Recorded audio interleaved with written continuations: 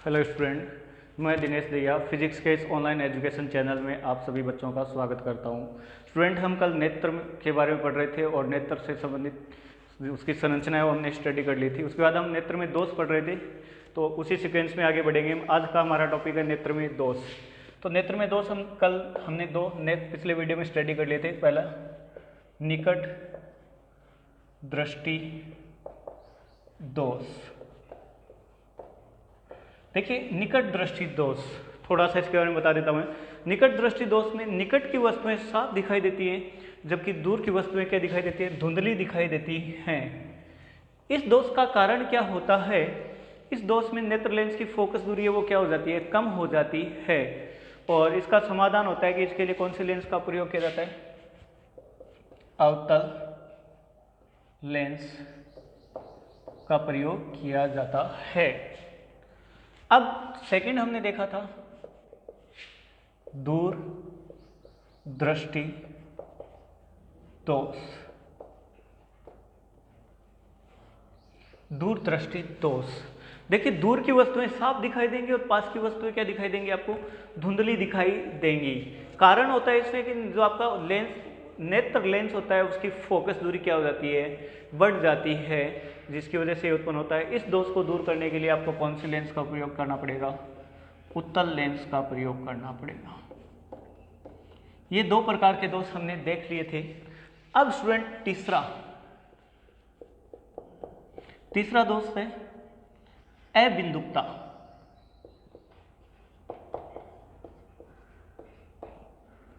अबिंदुकता, देखिए स्टूडेंट, अबिंदुकता एक ऐसा दोष उत्पन्न होता है जिसमें दृश्य को किसी एक विशेष दिशा में स्पष्ट दिखाई नहीं देता है। इस दोष में दृश्य को किसी एक विशेष दिशा में स्पष्ट दिखाई नहीं देता है। यदि दृश्य को ऊर्ध्वाधर दिशा में स्पष्ट दिखाई देता है तो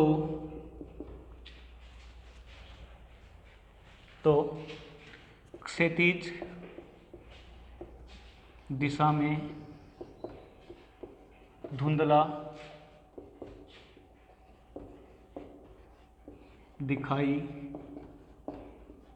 देगा, तथा यदि क्षैतिज दिशा में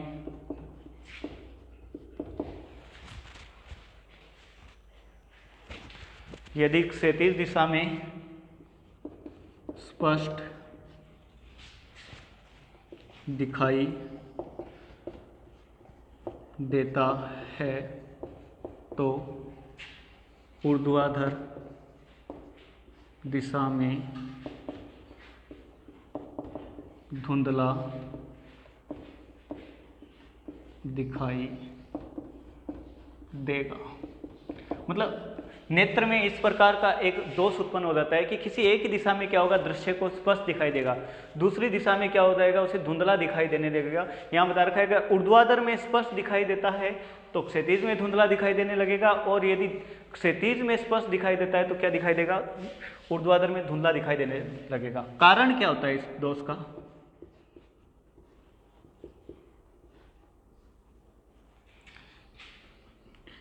कॉर्निया के आकार में विकृति की वजह से यह दोष उत्पन्न होता है। उत्पन्न होता है, मतलब कॉर्निया में थोड़ा बहुत डिफेक्ट आ जाएगा उस वजह से, और नेत्र में ये दोष उत्पन्न होगा। अब इसे डायग्राम में कैसे शो करेंगे, तो देखिएगा स्टूडेंट, ये आपका एक नेत्र है, ये आपका नेत्र लेंस,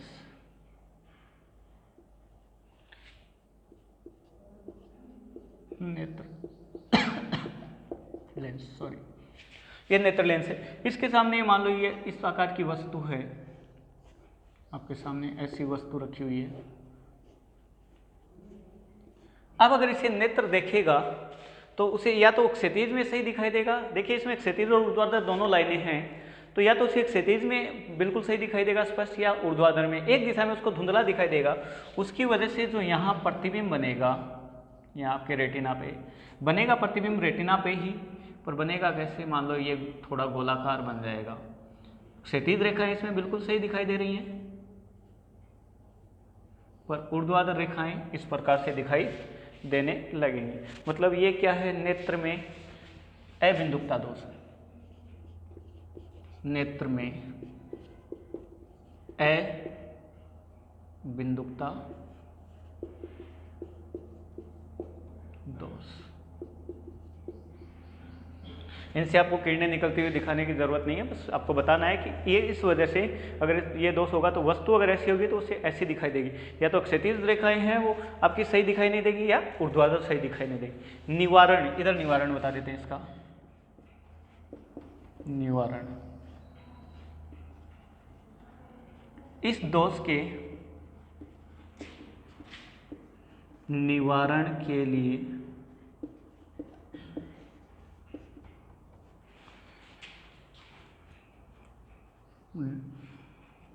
बेलनाकार लेंस का प्रयोग किया जाता है, डंबलाकार या बेलनाकार बोल सकते हो, डंबल की शेप का, बेलनाकार लेंस का प्रयोग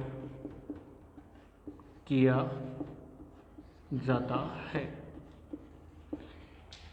तो ये आपका नेत्र में स्टूडेंट क्या था, अबिंदुकता दोष था। अब इसका निवारण करने के लिए क्या किया, ये मान लो आप डायग्राम बना लेते हैं। इधर ये आपका नेत्र गोलक है और इधर ये इसमें नेत्र लेंस बता दिया, नेत्र लेंस। अब इसके सामने ये आपके कोई ऑब्जेक्ट रखा हुआ है जो इस शेप का है।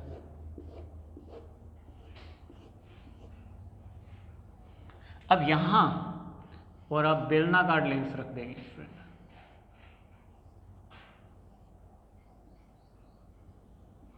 अब बेलनाकार लेंस रखने की वजह से इसका यहाँ जो प्रतिबिंब बनेगा वो भी आपका क्या बनेगा, बिल्कुल ऐसी ही शेप का बन जाएगा।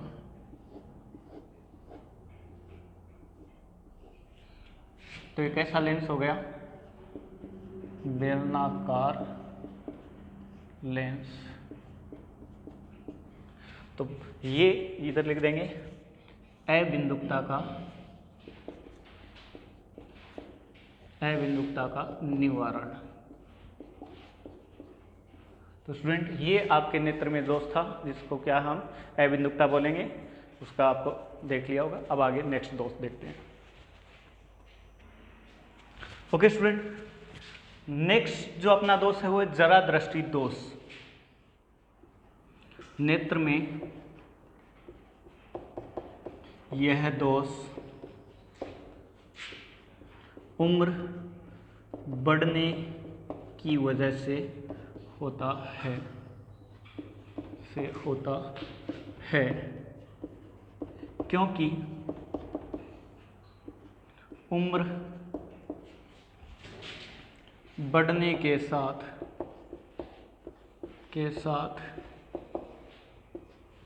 नेत्र की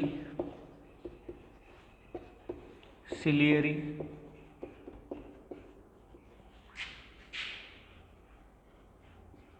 मांसपेशियां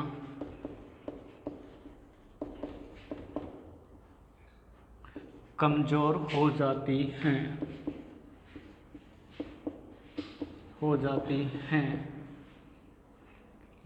जिससे नेत्र की स्मंजन क्षमता कम हो जाती है। मतलब बुजुर्ग लोगों में होता है ये रोग ज़्यादा, मतलब उम्र बढ़ने के साथ आप में यह जरा दृष्टि दोष नेत्र में ऑटोमेटिक आने लगेगा, क्योंकि उम्र बढ़ने की वजह से सिलियरी मांसपेशियां क्या हो जाती है, कमज़ोर हो जाती हैं, और नेत्र की फोकस दूरी और कम ज़्यादा करने की क्षमता है नेत्र की, वो क्या हो जाएगी, कमज़ोर हो जाएगी।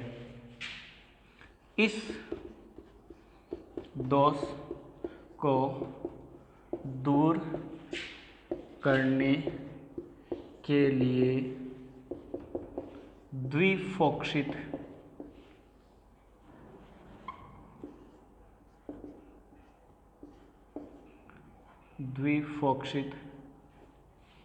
लेंस, और ये द्विफोक्षित लेंस क्या होगा, उत्तल व अवतल लेंस दोनों का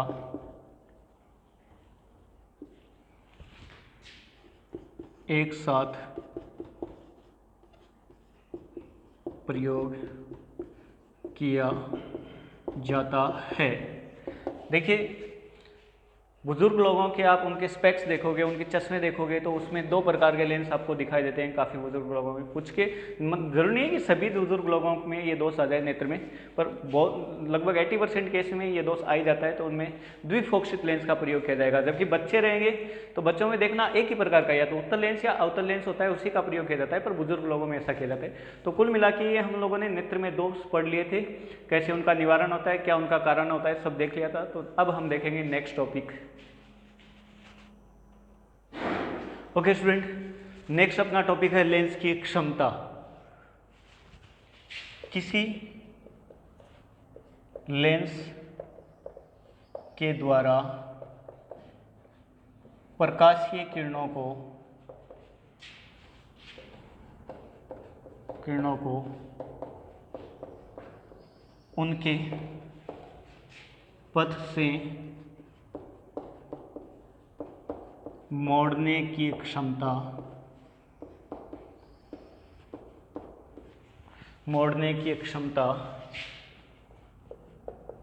लेंस क्षमता कहलाती है। देखिए स्टूडेंट, हम जानते हैं कि जब प्रकाश की किरणें उत्तल लेंस या अवतल लेंस पे आपतित होती हैं तो प्रकाश की किरणों को उसके पथ से विचलित करती हैं, या इस प्रकार से देख सकते हैं कि उत्तल लेंस होता है वो प्रकाश की किरणों को क्या करता है, एक बिंदु पे केंद्रित करने की कोशिश करता है, जबकि अवतल लेंस क्या करता है, प्रकाश की किरणों को और दूर फैलाने की कोशिश करता है। मतलब उनके पथ से उनको क्या करेगा, विचलित करेगा, मतलब अपवर्तन होगा, मतलब कितना मोड़ पाएगा, वो मोड़ने की जो क्षमता है वो क्या कहलाएगी, लेंस की क्षमता कहलाती है। अब लेंस क्षमता ज्ञात करने के लिए कि क्या इसका फॉर्मूला होता है, कैसे इसको काम में लिया जाएगा, मैं एक उत्तल लेंस ले लूंगा।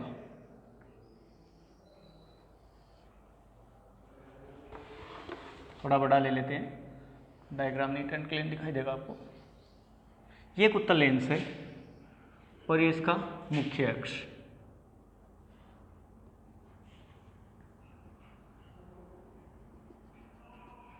ये इसका प्रकाशीय केंद्र O।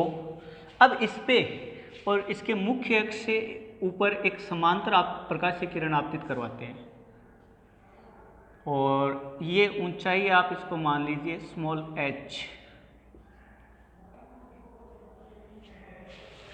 h।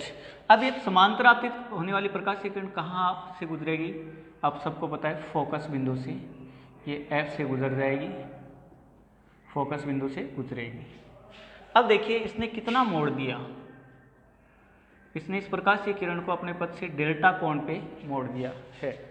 ये वाला बिंदु O हो गया, ये F हो गया, इसको कोई नेम दे दो, A दे देंगे, कैपिटल A नेम दे दिया, जो भी आप देना चाहो कोई दिक्कत नहीं है। तो स्टूडेंट क्या हो गया कि इसने और इसको इतना मोड़ दिया, कितना मोड़ दिया, डेल्टा। तो डेल्टा ही इसकी क्या कहलाएगी, क्षमता कहलाएगी। वो कैसे होगा तो वो आगे देखेंगे। तो ये एक त्रिभुज बन गया है, ये जो दूरी है OF है वो आपकी कितनी है, स्मॉल f है। तो इसमें समकोण त्रिभुज बन गए, त्रिभुज OAF में, समकोण त्रिभुज OAF में, और त्रिभुज में हम लगाएंगे tan डेल्टा। देखिए स्टूडेंट, ये वाला एंगल डेल्टा है तो ये कितना हो गया, एकांतर कोण हो गए दोनों, ये वाले और ये वाले, तो ये भी क्या बनेगा, डेल्टा बन जाएगा। तो tan डेल्टा लगाएंगे, और tan का फॉर्मूला क्या होता है, भुजाओं का अनुपात जो tan का होता है वो क्या होता है, लंब बटे आधार होता है। तो इसमें डेल्टा के सामने वाली भुजा OA है वो क्या हो जाएगी, लंब हो जाएगी, बटे OF है वो क्या हो जाएगा, इसका आधार हो जाएगा। ये स्टूडेंट आ गया है। चूंकि ये बता देंगे यदि डेल्टा अति अल्प हो तो, अति अल्प हो तो tan delta approximate equal to क्या आ जाएगा, डेल्टा होगा। ये आ जाएगा स्टूडेंट। तो हम यहाँ लिख देंगे डेल्टा बराबर, अब देखिए आपका OA कितना है, h है, तो ये आ जाएगा h/f। अब देखिए स्टूडेंट ये डेल्टा का मान आ गया h/f। तो ये जो h है, ये जो कितनी ऊंचाई पे आपतित हो रहा है प्रकाशीय केंद्र से, h ऊंचाई पे प्रकाशीय किरण नेत्र वो आपके लेंस पे आपतित हो रही है, मतलब प्रकाशीय किरण है वो प्रकाशीय केंद्र O से स्मॉल h ऊंचाई पर लेंस पर क्या हो रही है, आपतित हो रही है, और इसको हमें एकांक ऊंचाई पर आपतित करवाना है। यदि प्रकाशीय किरण लेंस पर प्रकाशिक केंद्र से एकांक ऊंचाई पर आपतित हो, तो इसमें ये विशेष स्थिति लगानी है आपको, तभी निकलेगा। हो तो उस स्थिति में आपका h कितना हो जाएगा, 1 मीटर हो जाएगा स्टूडेंट, क्योंकि एकांक ऊंचाई लिए, एकांक मतलब 1 मीटर, मीटर में ही लेना है, सेंटीमीटर में नहीं लेना है, ऐसा ही पत्रिका में लेना है। h कितना होगा, 1 मीटर, तथा इस स्थिति में डेल्टा कितना हो जाएगा, वो P हो जाएगा। P क्या है, लेंस की एक क्षमता होती है। लेंस की एक क्षमता को किससे डिनोट किया जाता है, P से डिनोट किया जाता है। मैंने कहा ना डेल्टा ही P बनेगा, कब बनेगा उसकी मैंने विशेष स्थिति बता दी, क्योंकि ये मोड़ने की क्षमता जा रही थी सीधी, मोड़ दिया इधर, मतलब डेल्टा कोण पे मोड़ दिया, मतलब डेल्टा ही इसकी एक क्षमता कहलाएगी।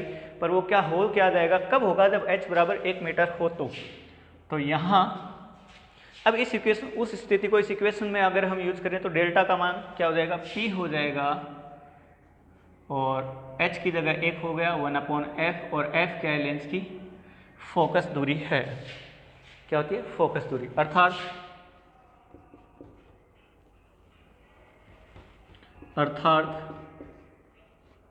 लेंस की क्षमता,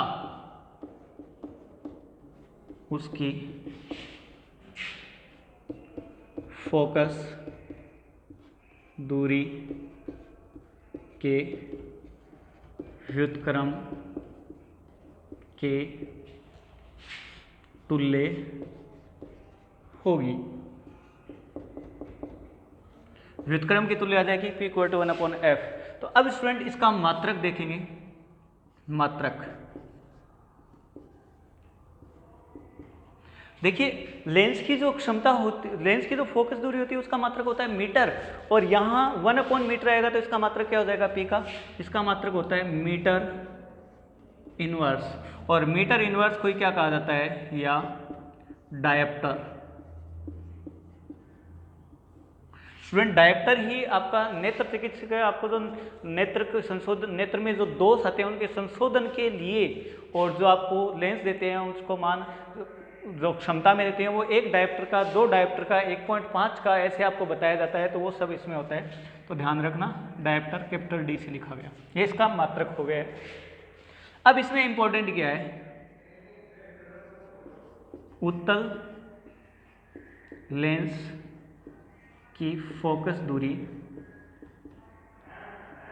दूरी पॉजिटिव होती है। उत्तल लेंस के पहले बता दिया मैंने, या फिर बता देता हूँ, पॉजिटिव होती है, अतः उत्तल लेंस की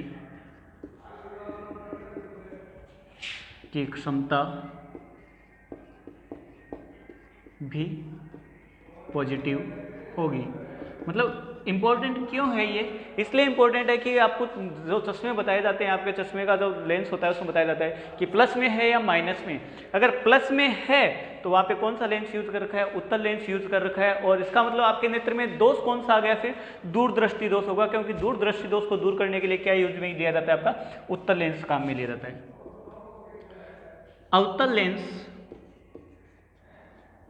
लेंस की फोकस दूरी निगेटिव होती है, ऋणात्मक ली जाती है। अतः अवतल लेंस की क्षमता भी निगेटिव में लिख देते हैं, सीधा ऋणात्मक या निगेटिव होगी। तो मतलब अगर आपको नेत्र में जो दोष उत्पन्न होते हैं उनको दूर करने के लिए ऐसा लेंस दिया जाए जिसकी क्षमता या जो इसकी डायप्टर में माइनस जैसे 1.5D दे दिया गया, डायप्टर ये लिख के दे दिया आपको, तो उसमें कौन सा लेंस यूज किया गया? अवतल लेंस। मतलब आपके नेत्र में दोष कौन सा है? फिर होगा आपका निकट दृष्टि दोष, क्योंकि निकट दृष्टि दोष को दूर करने के लिए हमारे कौन सा लेंस यूज किया जाता है? अवतल लेंस। तो ये आपने लेंस की क्षमता के बारे में देख लिया। इसके बारे में जितनी भी जानकारी है नेक्स्ट आगे देखते हैं, अगला टॉपिक। ओके स्टूडेंट, नेक्स्ट अपना टॉपिक है लेंसों का संयोजन। मतलब दो लेंस, अभी तक हमने एक ही लेंस के बारे में क्या उसकी फोकस दूरी है उनका अध्ययन किया था, उनके गुणों का अध्ययन कर लिया था।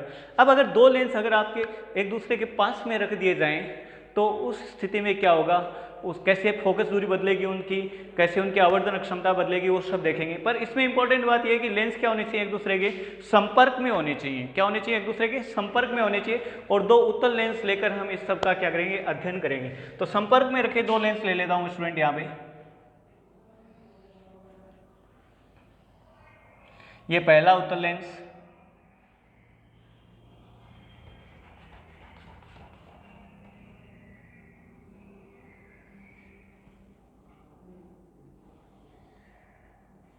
ये दो उत्तल लेंस आपने ले लिए हैं, संपर्क में रखे लेंस हैं। ये इनका मुख्य अक्ष, ये इनका प्रकाशीय केंद्र पहले का O, ये O डैश। पहले की फोकस दूरी है वो f1 है, दूसरे की कितनी ले ली हमने? f2 ले ली। यही डिनोट कर दिया कि इसकी फोकस दूरी ये है, इसकी ये है। अब देखिए स्टूडेंट, यहाँ कोई बिंदुवत बिंब, इनको O और O डैश देने की जरूरत नहीं है। यहाँ बिंदुवत बिंब लेंगे हम O, ये कोई बिंदुवत बिंब O है। प्रकाशीय केंद्र को आप P और P डैश से शो कर सकते हो अगर आप जरूरत पड़े तो, नहीं तो कोई दिक्कत नहीं, यहाँ दर्शाने की जरूरत नहीं। यहाँ से एक प्रकाशीय किरण मुख्य अक्ष के अनुदिश निकलेगी, बिना विचलित हुए सीधी निकल जाएगी। अब बिंब है, ये पहले के लिए बिंब है, तो ये इसकी क्या हो गई? U हो गई दूरी। ये दूरी क्या हो गई? U।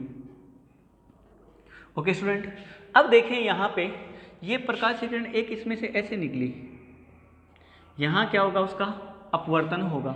अपवर्तन होगा तो प्रकाशीय किरण ऐसे अपवर्तित होगी। और अगर ये दूसरा लेंस नहीं आता तो वह इस प्रकार से जाती, यहाँ चली गई। मान लो ये पॉइंट ले लो I1 ले लो, I डैश ले लो, आपकी इच्छा है, उससे कोई फर्क नहीं पड़ेगा। पर ये अगर दूसरा लेंस आ गया तो ये प्रकाशीय किरण ऐसे जाती थी, वो इस प्रकार से अपवर्तित होकर कहाँ पहुँच जाएगी? बिंदु I पर पहुँच जाएगी। तो ये वाली दूरी आपकी V1 और ये फाइनल आपकी प्रतिबिंब की दूरी V। अब इसको आपको वैसे ही समझना है कि ये पहले का बिंब है, पहले का प्रतिबिंब कौन हो गया? I1 हो गया। अब पहले का जो प्रतिबिंब है I1 वो दूसरे के लिए किसका कार्य करेगा? आभासी बिंब का कार्य करेगा। और दूसरे का प्रतिबिंब कहाँ बनेगा? I पे। पहले का बिंब, पहले का प्रतिबिंब, पहले का प्रतिबिंब दूसरे के लिए आभासी बिंब का कार्य करेगा, और I है वो दूसरे का क्या हो गया? प्रतिबिंब हो गया। तो ये आपके सामने डायग्राम कंप्लीट हो गया है। अब इसमें क्या करेंगे? पहले प्रथम लेंस के लिए UVF में संबंध निकालेंगे, फिर दूसरे लेंस के लिए। प्रथम लेंस के लिए सूत्र 1/V minus 1/U equal to 1/F से। अब ये इसके लिए अप्लाई करेंगे तो स्टूडेंट क्या आएगा? 1/, प्रथम के लिए प्रतिबिंब कितना है? V1 दूरी पे, क्योंकि I1 है, कितनी दूरी पे आ जाएगा? V1 दूरी पे आ जाएगा। ये देखिए अप्रोक्सीमेट है, दोनों के बीच की दूरी बहुत कम है, तो इसके लिए जो प्रतिबिंब की दूरी है वो चाहे यहाँ से लो चाहे यहाँ से लो v1 कोई दिक्कत नहीं है। 1/v1 माइनस 1 बिंब की दूरी कितनी है u है equal to 1/f1। Equation first. दूसरे लेंस के लिए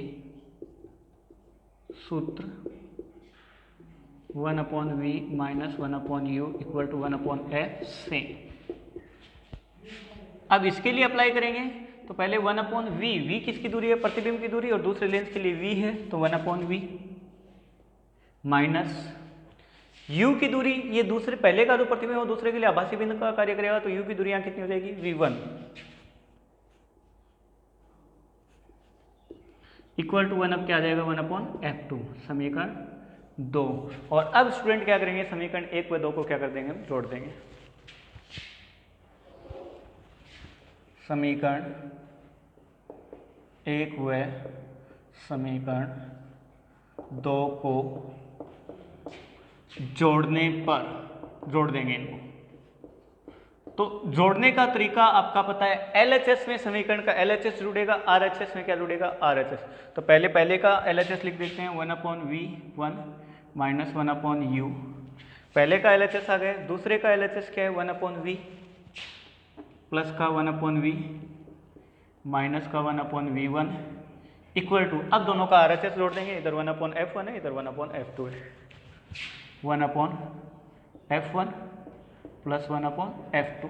अब देखिए इसमें ये वाला पद और ये वाला पद क्या हो जाएंगे, कैंसिल हो जाएंगे।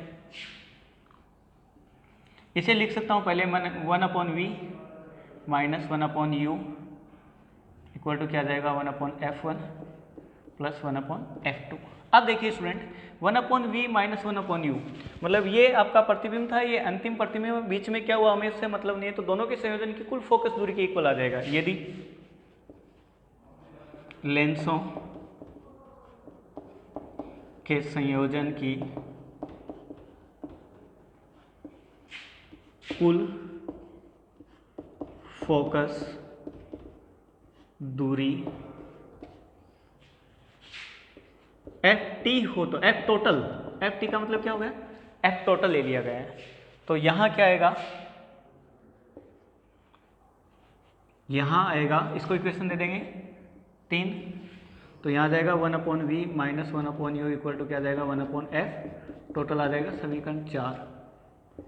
समीकरण 3 व समीकरण 4 की तुलना करने पर, 3 और 4 की तुलना करोगे तो क्या जाएगा, देखो इनका LHS इक्वल है, तो इसे 1/v माइनस 1/u की जगह यहाँ से क्या जाएगा 1/f टोटल, 1/f टोटल क्या आ जाएगा 1/f1 प्लस 1/f2 ये आ जाएगा। अर्थात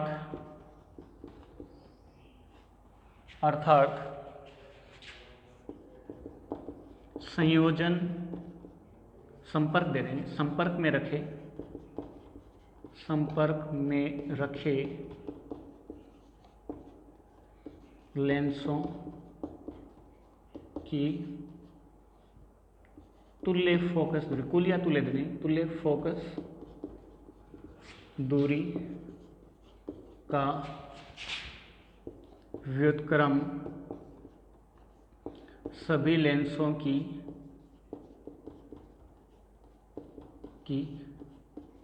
अलग अलग फोकस दूरियों के व्युत्क्रम के योग के तुल्य होगा। अब स्टूडेंट ये आ गया कि तुल्य फोकस दूरी का जो व्युत्क्रम हो सभी लेंसों के अलग अलग फोकस दूरियों के व्युत्क्रम के योग के क्या होगा तुल्य। अगर मान लो n लेंस आपस में संयोजित हो तो क्या होगा 1/ft बराबर आ जाएगा 1/f1 plus 1/f2 plus 1/f3, ये सीक्वेंस चलता रहेगा plus plus plus dash 1/fn, मतलब n लेंस अगर आप संयोजन में रख दोगे तो उनके लिए आपको ये फॉर्मूला काम में लिया जाएगा। तो ये लेंसों का संयोजन और उसमें लेंसों के संयोजन में तुल्य फोकस दूरी का हमने फॉर्मूला पढ़ लिया है। अब इसकी तुल्य क्षमता और तुल्य आवर्धन क्षमता भी निकालेंगे, वो देखते हैं आगे नेक्स्ट। इसका आप तब तक स्नैपशॉट ले लिया करो ताकि आपको नोट करने में दिक्कत ना आए, बाकी आपको नोट्स अवेलेबल होंगे। ओके स्टूडेंट, तो संयोजन में हमने तुल्य फोकस दूरी फाइंड आउट कर ली थी 1/f total equal to 1/f1 plus 1/f2, ये आपने फाइंड आउट कर ली थी। अगर आपके n लेंस जुड़े होंगे तो 1/f टोटल कितना आ जाएगा 1/f1 plus 1/f2 plus dash dash dash plus एक और देते हैं 1/f3 plus dash dash dash plus 1/fn। ये आपने फॉर्मूले लेंसों के संयोजन में अभी देख लिए थे। अब इसके आगे बढ़ते हैं स्टूडेंट्स, संयोजन की तुल्य क्षमता। संयोजन की तुल्य क्षमता और निकालेंगे, क्योंकि हमने देखा 1/f टोटल इक्वल टू क्या होगा 1/f1 प्लस 1/f2। हम जानते हैं कि अभी थोड़ी देर पहले हमने टॉपिक में देखा था, जानते हैं कि P बराबर क्या होता है 1/f। इसका मतलब 1/ft किसके इक्वल हो जाएगा pt के, P total coma 1/f2 f1 ले लेंगे पहले, हो जाएगा P1 के, तथा 1/f2 बराबर क्या होगा P2 होगा। ये हो गया, तो इनको यहाँ पुट करेंगे तो 1/ft की जगह क्या हो जाएगा pt equal to P1 plus P2 plus P3, sorry P3 है ही नहीं, इसमें ले नहीं रखा, तो ये आपका तुल्य क्षमता आ गई है। अर्थात संपर्क में रखे लेंसों की तुल्य क्षमता उन सभी लेंसों की क्षमताओं के बीजगणितीय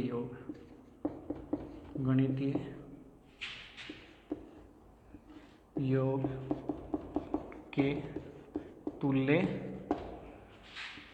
होती है। मतलब सबका बीजगणितीय योग करना है। बीजगणितीय योग का यहाँ टर्म क्यों यूज किया गया है, मान लो यहाँ दोनों उत्तल लेंस है, दोनों की प्लस होती है क्षमता, पर एक उत्तल एक अवतल हो तो क्या आएगा, उनका प्लस माइनस चिन्ह साथ में आएगा। n लेंस अगर संपर्क में रखे हो तो P टोटल कितना आ जाएगा P1 plus P2 plus P3 plus dash dash dash plus Pn, ये आपके आगे n लेंस होगी। अब देखिएगा स्टूडेंट, इसमें एक छोटी सी परिभाषा और रह गई है, वो है लेंस संयोजन का तुल्य आवर्धन। कुल आवर्धन कितना आएगा वो देख लेते हैं।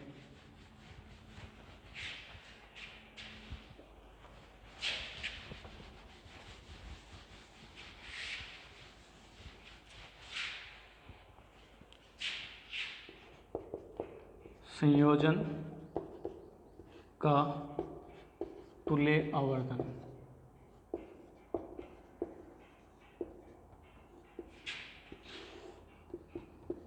संयोजन का तुल्य आवर्धन का तुल्य आवर्धन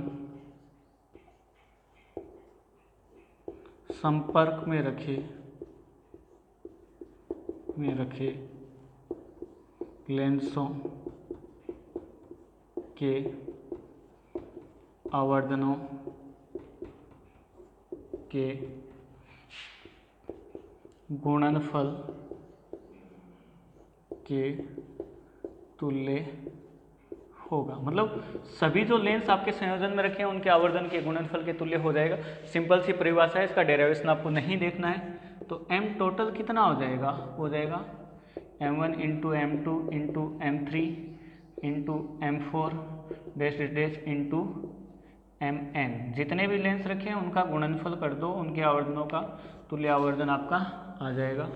ओके स्टूडेंट, तो ये आज लेंसों के संयोजन और उनके बारे में हमने देख लिया है। इस प्रकार से रे ऑप्टिक्स का आपका टोटल जो पार्ट है वो कंप्लीट होता है। कल हम देखेंगे नेक्स्ट टॉपिक या नेक्स्ट चैप्टर ही देखेंगे, टॉपिक नहीं, नेक्स्ट चैप्टर देखेंगे। ओके स्टूडेंट, तो ध्यानपूर्वक पढ़िएगा। कोई समस्या हो कमेंट बॉक्स में लिखिएगा। चैनल को लाइक एंड सब्सक्राइब करना मत भूलिए। Thank you.